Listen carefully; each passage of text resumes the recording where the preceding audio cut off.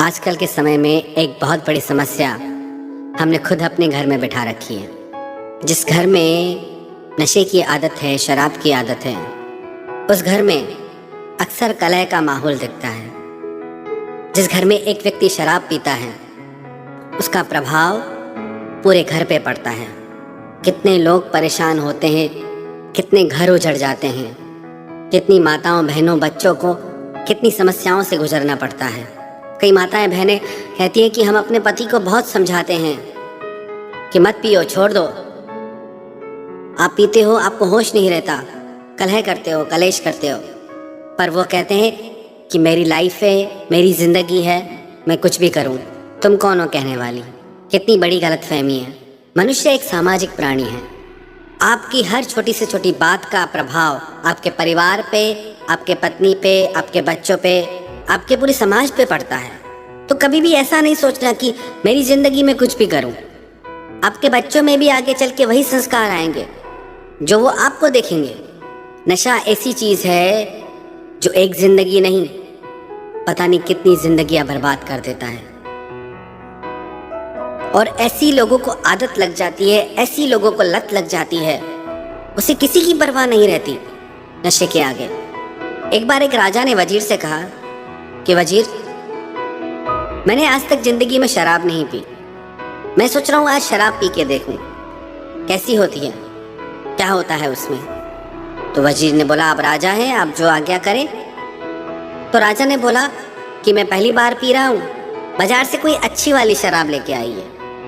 वजीर बोला, ठीक है, लेके आता हूं। जब वजीर लौट के आया तो शराब के साथ मांस भी लेके आया और अपने साथ एक सुंदर स्त्री भी लेके आया और एक वैद्य भी लेके आया और अर्थी उठाने के लिए 4 लोग भी लेके आया।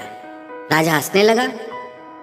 राजा ने बोला, वजीर, मैंने तेरे को सिर्फ शराब लाने को कहा, तो इन सबको क्यों लाया? वजीर बोला, महाराज, आप शराब पिएंगे, आपको नशा होगा, फिर आप कहेंगे कि मुझे मांस भी खाना है। शराब पी ली, मांस खा लिया, और जब शराब आपको चढ़ जाएगी तब आप कहोगे कि अब मुझे स्त्री भी चाहिए। फिर जब आप भोगों में इतना लिप्त हो जाओगे तो आपके शरीर में बीमारियां आ जाएंगी, रोग आ जाएंगे। पर शराब की आदत ऐसी है महाराज कि वैद्य भी आपको ठीक नहीं कर पाएगा, आप बचेंगे ही नहीं। फिर आप बचेंगे ही नहीं तो इसलिए मैं अर्थी उठाने वालों को भी साथ ले आया हूं। एक व्यक्ति जिसे नशे की लत है, शराब की लत है, वो क्या किसी का भला कर सकता है? नशे में डूबा व्यक्ति जो अपने होश में ही नहीं, वो क्या जिम्मेदारी को समझेगा? उसे क्या भलाई बुराई का ज्ञान होगा? कितने गरीब लोग ऐसे हैं जिनकी स्त्रियां काम करती हैं, बच्चे काम करते हैं, खुद भी काम करते हैं, पर ऐसी दुर्बुद्धि है कि भोजन खाए नहीं खाए, खाना खाए नहीं खाए, शराब पीनी है, नशा करना है। ऐसी मंदमती हो जाती है आदती व्यक्ति की कि वो किसी की परवाह नहीं करता। उसके लिए कुछ पाप पुण्य, धर्म अधर्म, कोई जिम्मेदारी कुछ मायने नहीं रखता, कोई रिश्ते नाते कुछ मायने नहीं रखता। एक संत जी एक गांव से गुजरते थे। वहां एक महिला खड़े होकर चिल्ला रही थी कि पाप ले लो, पाप ले लो। और संत जी एक चीज देख के अचरज में पड़ गए कि लोग लाइन से खड़े थे। वो मटके में से कुछ निकाल निकाल के लोगों को दे रही थी और कह रही थी कि पाप ले लो, और सब लोग खड़े थे लेने के लिए। संत जी को बड़ा आश्चर्य हुआ। वो उस महिला के पास आए और पूछने लगे कि तुम ये क्या बेचती हो और लोग लाइन लगा के क्यों खरीदते हैं इसको, जबकि तुम कह रही हो कि पाप खरीदो, पाप। तो उस महिला ने बताया कि इस मटके में शराब है, मदिरा है, और जिस भी व्यक्ति को शराब पीने की आदत लग जाती है उससे पुण्य कर्म होता ही नहीं, क्योंकि उसकी बुद्धि शराब के नशे में डूब जाती है, उसका बोध ही समाप्त हो जाता है। पीते पीते जब उसको शराब की आदत हो जाती है तब वो अपनी जिम्मेदारियां भी भूल जाता है, अपने रिश्ते नातों को भी पीछे छोड़ देता है। सारा घर तड़प रहा हो तो भी उसे परवाह नहीं होती। फिर अपना सारा धन भी इस पे खत्म करता है, शरीर भी रोगी हो जाता है। पैसा पास नहीं हो तो चोरी करके भी पीता है। तो इसीलिए मैं कह रही हूँ कि पाप ले लो पाप, क्योंकि इसे पी के कोई पुण्य कैसे कर सकता है।